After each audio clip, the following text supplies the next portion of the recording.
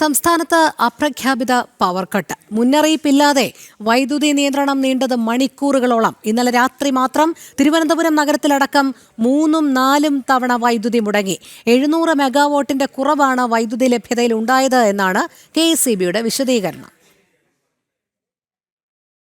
സംസ്ഥാനത്ത് ഇന്നലെ രാത്രി ഉണ്ടായത് കടുത്ത വൈദ്യുതി നിയന്ത്രണമാണ്. രാത്രി പലവട്ടം വൈദ്യുതി മുടങ്ങി.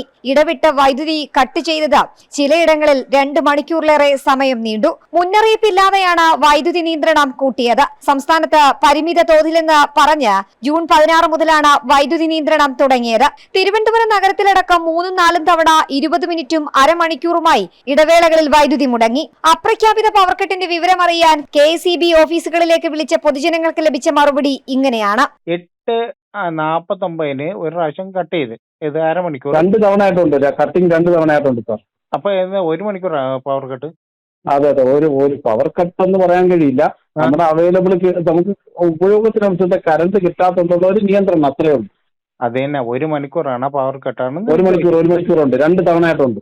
ഏകദേശം 700 മെഗാവാട്ടിന്റെ കുറവാണ് വൈദ്യുതി ലഭ്യതയിൽ ഉണ്ടായതെന്നും ഇതിന്റെ അടിസ്ഥാനത്തിലാണ് ഇന്നലെ വ്യാപകമായി വൈദ്യുതി നിയന്ത്രണം ഏർപ്പെടുത്തിയതെന്നുമാണ് ഇത് സംബന്ധിച്ച KECBയുടെ ഔദ്യോഗിക വിശദീകരണം. ജനം, തിരുവനന്തപുരം.